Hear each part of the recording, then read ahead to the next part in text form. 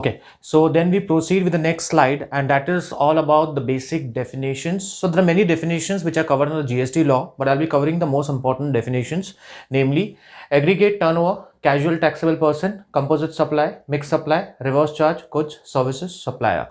तो जैसे मैंने आपसे बताया कि भाई जीएसटी का जो नेक्स्ट पार्ट रहेगा हमारा, and that is all about definitions. मैं सारे डेफिनेशंस तो नहीं कवर अप करूंगा, बिकॉज अगर आप जीएसटी लॉ में देखोगे तो बहुत सारे डेफिनेशंस है, तो सारे डेफिनेशंस की नॉलेज रखना इतनी ज़्यादा इंपॉर्टेंट नहीं है, और कुछ तो बेसिक लेव एंड अंडरस्टूड डेफिनेशंस है, तो वहाँ पे इतनी डिफिकल्टी नहीं होगी. बट ये कुछ डेफिनेशंस है, I want every one two have a clear picture, clear idea and concept clarity about this definitions, because कुछ डेफिनेशंस यहाँ पे इतने इंपॉर्टेंट है कि इनके बेसिस पे आपको समझ आ सकते हैं, और अगर आपको इन डेफिनेशंस की नॉलेज नहीं है तो फॉर श्योर आपको सम्स करने में डिफिकल्टी हो सकती है.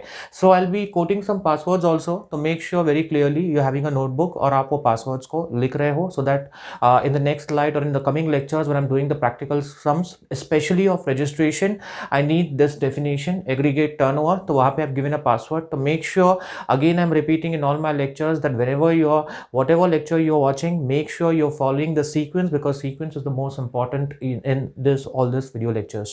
If you don't follow the sequence directly, you're going to the 15th or 20th lecture, and then if you think that you will be in a position to understand everything very clearly, maybe it's not that clear, like because you will have some difficulty if you're not clear with the concept and you're not clear with the theoretical part.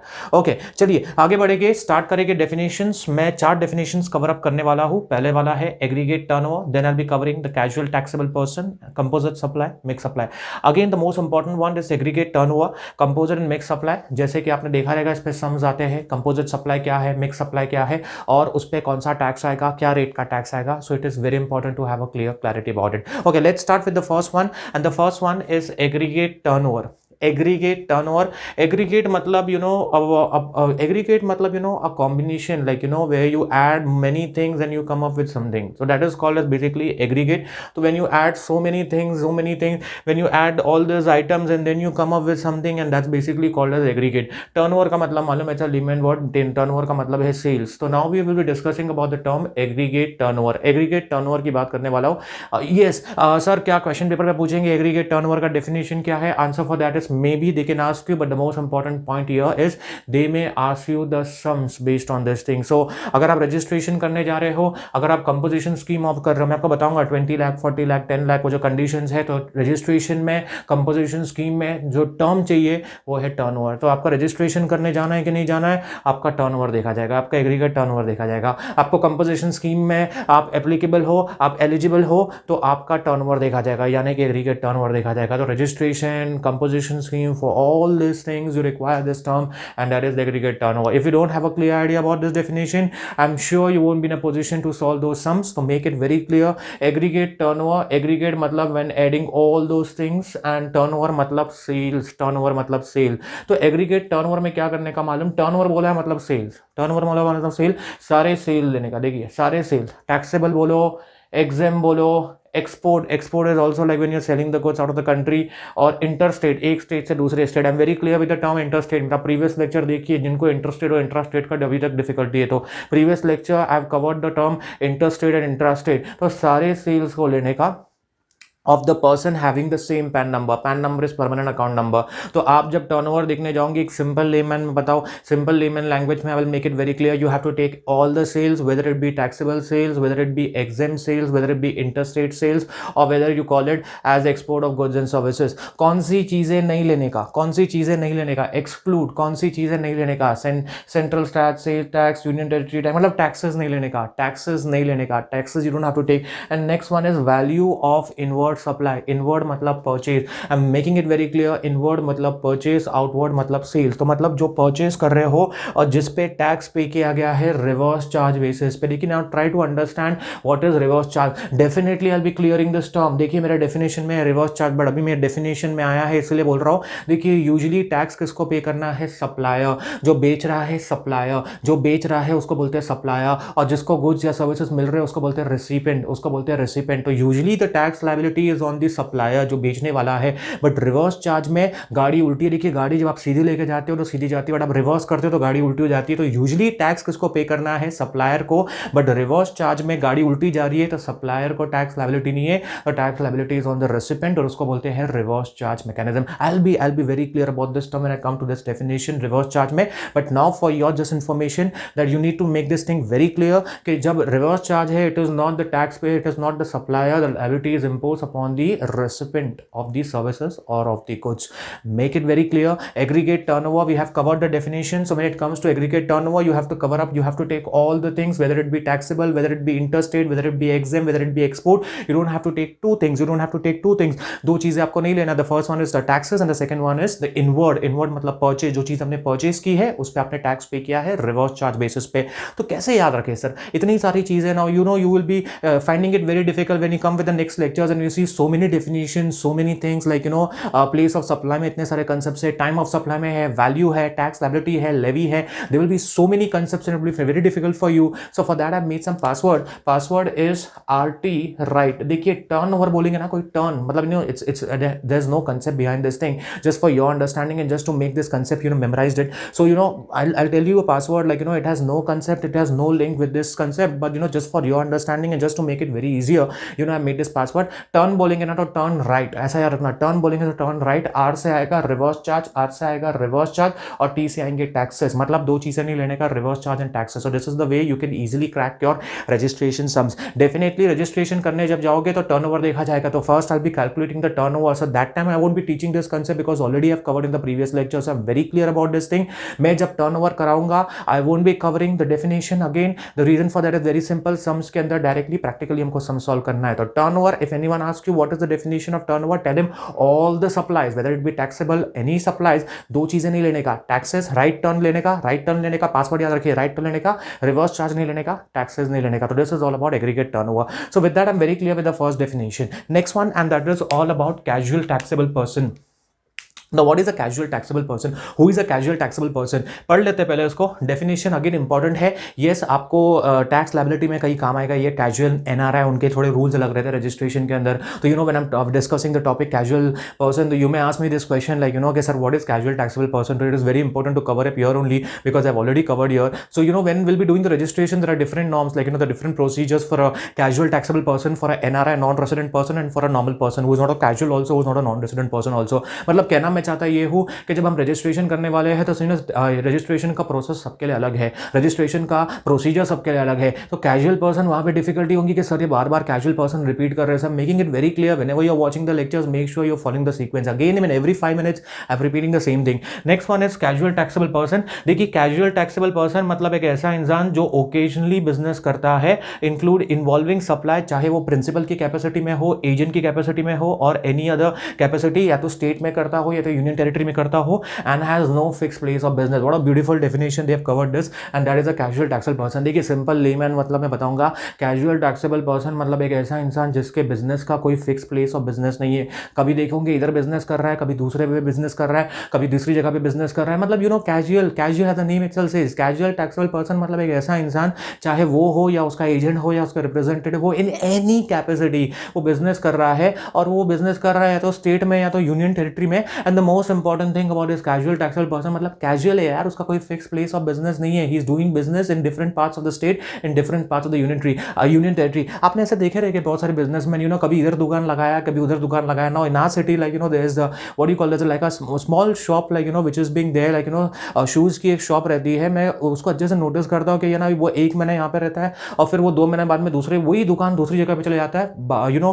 Flat cell वाली दुकान है। तो these are like casual person, they don't have a fix place of business like like I can call you as a plumber, like plumber is a best example here, carpenter is a best example here, and these people don't have a fixed place of business. They are not doing it at any fixed place. They are shifting, they are moving from one place to another, and that is called the casual taxable person. So when I'll be doing the registration topic, I won't be again elaborating this word because I already discussed this thing in the definition topic. So make it very clear, casual taxable person मतलब कोई भी इंसान जो goods बेच रहा है, चाहे state में, यूनियन टेरिटरी में, चाहे खुद बेच रहा है या उसका एजेंट बेच रहा है, उसका रिप्रेजेंटेटिव बेच रहा है, but the most important thing is he should should not have any fixed place of business. So that's the most important thing which you need to remember here, and that is all about casual taxable person. Next one, and that is all about composite supply. Yeah, here is the most important one, composite supply. Now this is I think so this is the most important one in this slide. Composite and mixed supply, जहाँ पे students को बहुत सारा confusion होता है. Composite supply क्या है, mix supply क्या है, even at executive level they are asking this question, what is a composite supply and what is a mixed supply, और कंपोजिट में क्या टैक्स रेट होगा और मिक्स में क्या टैक्स रेट होगा. So you need to have a clear understanding what is a composite supply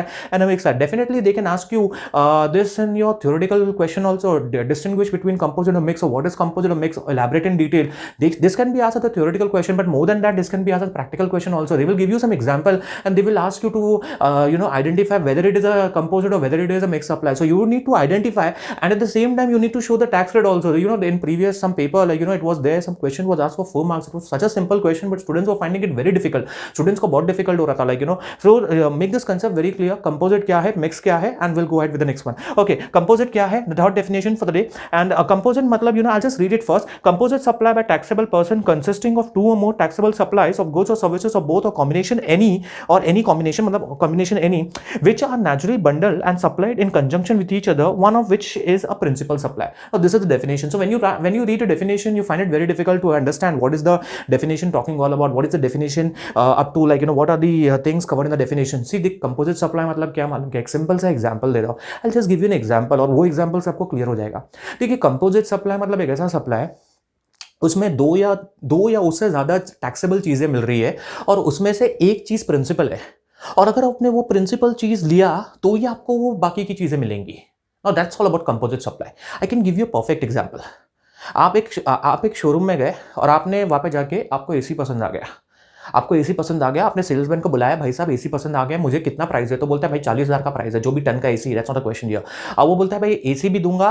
वो अब आप बोलते 40,000 कोट कर रहा है यार, क्या दे रहा है 40,000 में? तो बोलता है एसी भी दूंगा, उस पैकिंग करके दूंगा, ट्रांसपोर्ट करके दूंगा, इंस्टॉलेशन करके दूंगा, डिलीवरी करके दूंगा, XYZ सर्विसेज दूंगा. तो आप उसको बोलते हैं, no this is something absurd, like no one will tell this thing for sure. आप उसको बोलते हैं यार मुझे एसी नहीं चाहिए, मुझे ट्रांसपोर्ट चाहिए, मुझे इंश्योरेंस चाहिए, मुझे इंस्टॉलेशन चाहिए. तो बोले यार सर आपका दिमाग तो सही है, अब आप एसी नहीं ले रहे हो, how this question of transport, मैं क्या ट्रांसपोर्ट करूंगा, मैं क्या पैक करूंगा? तो देख रही, इसको बोलते हैं कंपोजिट सप्लाई. कंपोजिट सप्लाई में एक प्रिंसिपल है, दैट इज द एसी, और बाकी सारी चीज़ें पैकिंग मटेरियल है, ट्रांसपोर्ट है, इंश्योरेंस है, और डिलीवरी है, और इंस्टॉलेशन है. ये सारी चीज़ें these are allied to this thing. अगर आप ये चीज ही नहीं लोगे एसी, तो बाकी चीजें आपको मिलेगी. Make some sense here? Obviously no. So this is basically a composite supply. So composite supply consists of 2 or more taxable supply which are bundled, naturally bundled. मतलब इस तरीके से भाई एक लोगे तो अगर ये लोगे तो बाकी चीजें नेचुरली आपको मिलेगी, और उसमें से एक प्रिंसिपल है. तो कंपोजिट सप्लाई मतलब इतना बड़ा ट्रांजेक्शन है, उसमें 2, 3, 4, 2 से ज्यादा चीजें टैक्सेबल है, उसमें से एक प्रिंसिपल है. अगर आप वो एक प्रिंसिपल चीज नहीं लोगे तो बाकी चीजें आपको नहीं मिलेगी. तो this is called as composite supply. दूसरा एग्जांपल मैं आपको देता हूं.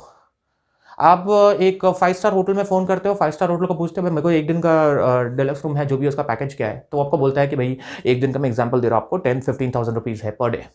आप उसको बोलते हैं 10-15,000 ले रहा हूँ, क्या क्या है? तो बोलता है उसमें ब्रेकफास्ट है, उसमें लंच है, जैसे एन एग्जांपल, उसमें लॉन्ड्री सर्विसेज है, उसमें क्लीनिंग सर्विसेज है, उसमें सिक्योरिटी सर्विसेज है, उसमें आपकी पार्किंग है, एवरीथिंग है. तो आप उसको फोन करके बोलते हो यार आप बोलते ठीक है मैं बोलता हूँ बाद में. आप उसको 1 घंटा बाद में फोन करते हो, मुझे बोलते हैं यार मुझे खाली लॉन्ड्री करना है. तो बोलेगा दिमाग खराब हो गया यार, पहले तुम रूम तो लो. अगर आप रूम लोगे तो ये थोड़ी है लॉन्ड्री है 5 स्टार होटल. तो if you don't take a room you won't be getting all the services which are like to it, which are attached to it. So composite supply एक ऐसा सप्लाई जहाँ पे एक मेन चीज है, जैसे principal thing, and that is called as a composite supply, और बाकी सारी चीजें हैं वो इससे अटैच्ड है. और अगर आपने ये प्रिंसिपल चीज नहीं ली तो आपको बाकी चीजें नहीं मिलेंगी. That's no doubt about it. तो सर भी ऐसे केस में टैक्स क्या लगेगा? Now coming to the first example, समझिए आप एसी ले रहे हैं, एसी पे एग्जांपल 18%, पैकिंग पे है 5%, ट्रांसपोर्ट पे है 4%. जस्ट एन एग्जांपल, मेरे रेट जीएसटी के कुछ और है, but just giving an example, so don't get into the rate कि भाई ये रेट सच में है क्या. तो एसी पे है 15%, पैकिंग पे है 10%, इंश्योरेंस पे है 3%, उस पर दूसरी चीज़ पे है बाकी चीज़ पे आपके इंस्टॉलेशन पे जो भी सर्विस है उस पर 2%. तो जो भी आपके प्रिंसिपल चीज़ पे टैक्स है, जो मैंने बोला 15%, एसी पे 15%, that will be the tax for the entire transaction, and that is all about composite supply. So it's very easy, like they will ask you a question, you just have to identify whether it's a composite or mixed supply. And once you identify, you just have to show the tax rate. So whatever the tax rate is attached to the principal supply, that is the tax rate which is attached to the entire transaction. तो कहने का मतलब बहुत simple है मेरा भाई. जो भी आपका प्रिंसिपल इक्विपमेंट है, लाइक उस पर जो टैक्स रेट आएगा वही टैक्स रेट पूरे ट्रांजेक्शन पे आने वाला है. Getting it? So that is all about composite supply. Now next one for the day, and that is all about mixed supply. Now mixed supply क्या है? Now you're clear with this definition. Next one is mixed supply. Now I'll just read it once and then elaborate in my own words. Meaning means two or more individual supply of goods or services or any combination made in conjunction with each other for a single price. That's a more important one. Such supply does not constitute a composite supply. Mixed supply. Mixed supply भी एक ऐसा supply है जहाँ पे दो या उससे ज़्यादा इंडिविजुअल चीज़ें मिल रही है आपको एक सिंगल प्राइस पे and which is not a composite supply. अभी इसका भी एक एग्जांपल दूंगा and when once you understand this example I think so you will be clear with this concept composite and mix supply. आप एक समझिए supermarket में गए या डिपार्टमेंटल स्टोर में गए, आपने उसको बोला मुझे एक चॉकलेट प्लेट चाहिए, तो वो चॉकलेट प्लेट्स के अंदर कैंडीज है, चॉकलेट्स है, बिस्किट्स है और XYZ ड्राई फ्रूट्स है. एक जगह ड्राई फ्रूट्स पड़े, समझिए एक फेस्टिवल है, ड्राई फ्रूट्स पड़े हैं, कैंडीज पड़ी है, चॉकलेट्स है, बिस्किट्स है, एवरीथिंग आर देयर इनसाइड. अभी ये सारी चीज़ें हैं और ये सारी चीज़ें इंडिपेंडेंट भी मिलती है. आपको समझिए खाली ड्राई फ्रूट्स चाहिए तो आप वो दूसरे कॉर्नर में जाके ड्राई फ्रूट्स भी उठा सकते हो अलग से. आपको चॉकलेट चाहिए तो आप दूसरे एक कॉर्नर में जाके चॉकलेट भी उठा सकते हो. मतलब all this things are independent, they are not dependent on anyone. This is a mix supply. तो आप एक यू टेक अ इक्विपमेंट, आप एक यहाँ पे एक वेसल ले रहे हो, या जैसे समझ नहीं, एक सिंपल सा एग्जांपल में आप एक चॉकलेट प्लेट ले रहे हो और उस चॉकलेट प्लेट के अंदर बहुत सारी चीज़ें हैं, बहुत सारी अलग अलग चॉकलेट्स है, अलग अलग टाइप की कैंडीज है, जैसे कि अलग अलग टाइप की चॉकलेट्स है, 5 स्टार्स है और पर्क है और कैडबरी है, ऐसे बहुत सारी XYZ है और आपको किसी को एक ओकेजन है उसको देना है. तो these things are independently available also in the market. तो वो चीज़ें आपको नहीं, अगर कुछ और डालना है तो आप डाल भी सकते हो और वो जो चीज़ें अंदर पड़ी है वो चीज़ें आपको अलग से मिलेंगी भी. ऐसा नहीं कि वो दुकान वाला बोलेगा कि भाई ये चीज़ आपको अलग से नहीं मिलेगी. वहाँ ये देखिए इधर एग्जांपल था, क्या बोलेगा नहीं भाई ट्रांसपोर्ट नहीं मिलेगा, इंश्योरेंस नहीं मिलेगा जब तक तू AC नहीं लेता है तो. बट इन केसेस में इट कंसिस्ट ऑफ 2 और more individual supply and this things are not dependent, they are independent. See that's the most important one, they are independent. और ये पूरी जो प्लेट है आपको एक सिंगल प्राइस पे दे रहा है वो. This is the mix supply. Because इसमें जितनी भी चीज़ें हैं इसका एक दूसरे से कुछ भी डिपेंडेंसी नहीं है, दे आर ऑल इंडिपेंडेंट. ये सब चीज़ें आपको लूज भी मार्केट में मिलेंगी. और ये पूरी चॉकलेट प्लेट है, ये आपको एक सिंगल प्राइस में मिल रही है. 500 रुपये की चॉकलेट प्लेट है और इसके अंदर ये जो बास्केट है, चॉकलेट की बास्केट जो भी आप कहोगे बास्केट है, ये बास्केट की पूरी 500 रुपये की, इसमें क्या क्या चीज़ें हैं वो सब आपको इंडिविजुअली भी स्टोर से मिल जाएंगी, या तो ये स्टोर से तो कोई दूसरे स्टोर से. इसको बोलेंगे मिक्स सप्लाई. बिकॉज इसमें जो भी चीज़ें हैं जिसका एक दूसरे से कुछ भी डिपेंडेंसी नहीं है, दे ऑल आर इंडिपेंडेंट. ऐसा नहीं कि आप किसी को बर्थडे पे या बिस्किट दे रहे हो तो साथ में चॉकलेट डालना ही पड़ेगा. ऐसा नहीं कि आप ये डाल रहे हो ड्राई फ्रूट, सबको ये ड्राई फ्रूट का ये क्वालिटी भी डालना पड़ेगा. Not required. और ये पूरी बास्केट आपको सिंगल प्राइस पे दिया जा रहा है and that is called as a mix supply. सब चीज़ें मिक्स है यार और कोई भी चीज़ें एक दूसरे से डिपेंडेंट नहीं है, ऑल आर इंडिपेंडेंट. अब सर ये केस में मिक्स सप्लाई में what will be the tax rate? Now that's something to be answered. तो इसमें से जो भी चीज़ है जिस पे हाईएस्ट टैक्स लगता है ना वो पूरे प्लेट पे टैक्स लगेगा. That's very simple about it. तो आपने इस पे इतनी सारी चीज़ें डाली, चॉकलेट है, कैंडीज है, बिस्किट्स है और ड्राई फ्रूट्स है. समझिए एक पे 10% है, 12% है, 15% है, 20% है. तो ये सारी चीज़ों पे 10 है, एक पे 12%, एक पे 15%, एक पे 20%, इतनी सारी चीज़ें हैं, इस पे अलग अलग परसेंट है. तो जो सबसे ज़्यादा परसेंट है 20% ना वही पूरे प्लेट पे लगेगा and that is called as a mix supply. So mix supply के अंदर बहुत सारी क्वांटिटीज़ है, उसमें से सबसे ज़्यादा टैक्स रेट जिस पे लगता है वही टैक्स रेट पूरी प्लेट पे लगेगा. मतलब 5-6 क्वांटिटीज़ है, एक पे 10 है, 12 है, 15 है, 20 है, 25 है, तो 25% will be on the entire tax rate and that is all about mix supply. तो with that we have covered 4 things. The first one is turnover, second one is casual taxable person, third one is a composite supply, and the fourth one is a mixed supply. Now going with the next one, and that is reverse charge, goods, services, supply. So let's move to the next set of definitions, and which includes reverse charge, goods, services, and supplier. तो जैसे हमने पहले definitions cover किए हैं, first 4 definitions in the first slide, और मैं next slide में अब ये बाकी के 4 डेफिनेशंस कवर अप करने वाला हूँ. Reverse charge, goods, services and supplier. And with that I complete the important definitions under GST law. See GST definitions की लिस्ट बहुत बड़ी है, but I will be restricted to this many definitions. The reason for that is very simple, because इतने सारे definitions याद रखने की ज़रूरत नहीं है. बट ये डेफिनेशंस बहुत इंपॉर्टेंट है क्योंकि कुछ डेफिनेशंस के बेसिस पे आपके प्रैक्टिकल प्रॉब्लम सॉल्व है, और कुछ डेफिनेशंस जो लेमन के अंडरस्टैंडिंग के लिए डिफिकल्टी हो सकती है, इसीलिए उसका एक्सप्लेनेशन रखना बहुत ज़रूरी है. And that is the reason I have covered those definition. So let's move to next one, and that is all about reverse charge. देखिए रिवर्स चार्ज मेरा आज का नेक्स्ट डेफिनेशन रहेगा, and just read it once. Reverse charge means the liability to pay the tax by the recipient of supplier of goods और services और both instead of the supplier of goods और services. Means means the liability to pay the tax by the recipient of the supplier of goods or services instead of the supplier. Now what do you mean by reverse charge? देखिए GST एक ऐसा concept है जहाँ पे एक simple सा मैं आपको ट्रांजेक्शन बताऊंगा. एक जो गुड्स बेच रहा है और एक जो गुड्स खरीद रहा है. बेचने वाला बोला जाएगा सप्लायर, मैं बेच रहा हूं तो मुझे कहा जाएगा supplier, I will be called the supplier. और जो खरीद रहा है उसको आप बोलेंगे रेसिपिएंट. तो यूजली टैक्स किसको पे करना है? सप्लायर को, because he is doing business, he is incurring profit. It is usually the supplier who is required to pay tax.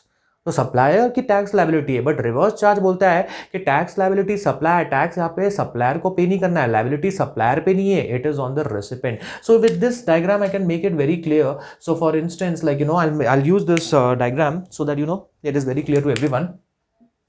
देखिए अब यहाँ पे सप्लायर है, एक यहाँ पे रेसिपिएंट है. जो गुड्स बेच रहा है उसको आप बोलोगे सप्लायर और जो खरीद रहा है उसको आप बोलोगे recipient. Now try to understand this diagram. Goods जो बेचता है दैट इज द सप्लायर, खरीदता है recipient. Tax liability is usually, tax किसको पे करना है? लायबिलिटी टैक्स किस पे आती है? सप्लायर पे आती है. But definitely he can pass the burden, but liability किसकी है? टैक्स लायबिलिटी किस पे आती है हर बार? सप्लायर. टैक्स की लायबिलिटी किस पे है? Supplier. That's a normal case. But reverse charge में टैक्स की लायबिलिटी किस पे आएगी? रेसिपिएंट पे. And that is the reason we use the word reverse charge. आप तो बोलेंगे सर, आप तो बोल रहे थे कि इनडायरेक्ट टैक्स के फर्स्ट लेक्चर में कि tax is paid by the customer only. Yes, but the liability is on the supplier. He may shift the burden, but किस पे लायबिलिटी आएंगी? किसको पकड़ा जाएगा? Supplier. So normally it is the supplier who is required to pay tax. The liability is upon him, the supplier. But in reverse charge, it is the recipient and the liability is on the recipient to pay the tax. That is all about reverse charge. गाड़ी उल्टी चल रही है भाई. Normally supplier pay करता है, but reverse charge में recipient pay करता है. डेफिनेटली वो आप नॉर्मली में भी सप्लायर रेसिपिएंट से लेके ही पे करता है, बट लायबिलिटी पकड़ेंगी सरकार किसको? नॉर्मली सप्लायर को, बिकॉज टैक्स लायबिलिटी किस पे? सप्लायर पे. बट रिवर्स चार्ज के अंदर सरकार किसको पकड़ेंगी? सप्लायर को नहीं, रेसिपिएंट को, बिकॉज रिवर्स चार्ज में टैक्स लायबिलिटी किस पे है? recipient way. Okay, next one, and that is all about goods. Now this is something like goods definition बहुत important है, because the reason for that is very simple. There's something called as exemption list in GST.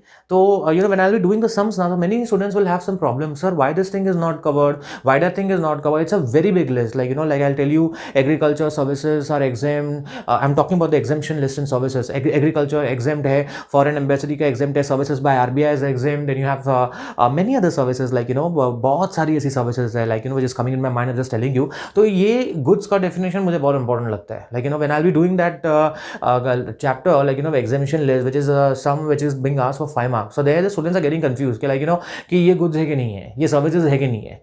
So it is very important, like you're understanding this topic, you're understanding GST, you're understanding goods and service tax, and when you don't know the definition of goods and service, it's a big question here. So you need to understand the definition of goods. Definitely they won't ask you a definition of goods in your paper, but again when you're doing the sums, you need to know कि भाई goods, अगर ये goods है ही नहीं तो GST का सवाल ही नहीं आता है. Getting it? So when I'll be doing some transaction, like like जैसे कि money, तो money is not a goods, security is not a goods, तो उस पर GST क्यों आएगा? तो आप बोलेंगे सर कहाँ लिखा था बताओ मुझे, आपने बताया क्यों नहीं? तो that is the reason I'm making this definitions very clear, so that when we come to the definition and when we do the sum, so I won't be explaining again this term. So you have to come back to the respective lecture and you have to see in the definition that this thing was written there. Okay, let's start with the next one, and that is all about goods. Goods means every kind of movable property, सारी movable property. Now you know what is movable property. Movable property मतलब जो एक जगह से दूसरी जगह move हो सकता है. That's a basic layman definition for it. When things can be moved from one place to another, when the property can be moved from one place to another, it's called as a movable property. It includes every movable property other than money and securities. Money को नहीं count करना है goods में. पैसा, money and securities. You know what is security? जैसा अपना डेब्ट security है, इक्विटी सिक्योरिटीज है, bonds, debentures, stocks, these are securities. इनको काउंट नहीं करना है गुड्स में. And it includes but it includes actionable claim, growing crops, grass and things attached to और forming part of the land which are agreed to be severed under a contract of sale. Now try to understand. Goods मतलब every kind of movable property except 2 things, money and securities. Money नहीं आएगा goods के definition में, और जब money आएगा नहीं तो जीएसटी आएगा नहीं. So don't ask me this question, I am doing the sum, like that why this thing is not concerned, why this thing is not considered there. तो गुड्स में मनी आता ही नहीं है, गुड्स में सिक्योरिटीज आता ही नहीं है. When money is not a good, when security is not a good, there is no question of GST, because GST is on goods and services. So when you have to be first qualified to be a good, and if you're not good, there is no question of getting GST on this transaction. So try to understand goods or goods का definition में money and securities are not considered. I'm again repeating the same point again and again. But it includes actionable claim. Actionable claim let it hold, मैं समझाऊंगा. Growing crops, crops आपको पता है. Things, anything which is attached to land, जो भी चीज जमीन पे अटैच्ड है, growing crops, trees, plants, and which can be removed and served in a contract, they are goods. तो कोई भी चीज जमीन पे अटैच है जिसको आप निकाल सकते हो, बेच सकते हो, that's a goods. Actionable claim is also good. Now coming to actionable claim. Actionable claim का मतलब क्या है मालूम क्या? मेरा कोई डेप्थ है और for instance, like some person has taken a debt, and when that person is not paying the debt, the other person can take an action for the debt. That is an actionable claim. तो समझो, दो लोगों के बीच में transaction है. ए ने B से कुछ पैसा लिया है, 1,000 रुपया. अब वो पैसा दे नहीं रहे, तो दूसरा बंदा कोर्ट में जाके एक्शन ले सकता है for his claim. That's an actionable claim, as simple as that. But it should be an unsecured. That's most important one. Actionable claim should be an unsecured debt, मतलब सिक्योर्ड नहीं होना चाहिए. It should not be mortgage, it should not be pledge, it should not be hypothecated. So try to understand, it should be an unsecured debt. जिसके सामने आपने कोई चीज, I'll use the word, गिरवी नहीं रखा है. आपने किसी को पैसा दिया, सामने कोई चीज गिरवी नहीं रखी, आपने कोई चीज ऐसा सिक्योरिटी नहीं रखा, आपने कोई चीज मॉर्गेज नहीं रखा, आपने कोई चीज प्लेज नहीं रखा. तो व्हाट इज एक्शनेबल क्लेम? दो लोगों के बीच में ट्रांजेक्शन है. And what happens here is, दो लोगों के बीच में ट्रांजेक्शन है, और ट्रांजेक्शन कुछ ऐसा है कि भाई एक ने दूसरे इंसान से कुछ पैसा लिया है और वो पैसा दे नहीं रहा है, तो दूसरा इंसान कोर्ट में जाना चाहता है तो take an action for the claim, and that is called an actionable claim. और ये जो क्लेम है, ये जो डेप्ट है, it will be an unsecured डेप्ट. So I am very clear with the definition, and the definition is very clear here, और वो है goods. Goods means everything, but does not include money, it does not include securities. It includes actionable claim, anything which is attached to land, which can be removed and which can be served in a contract of sale. Okay, next one.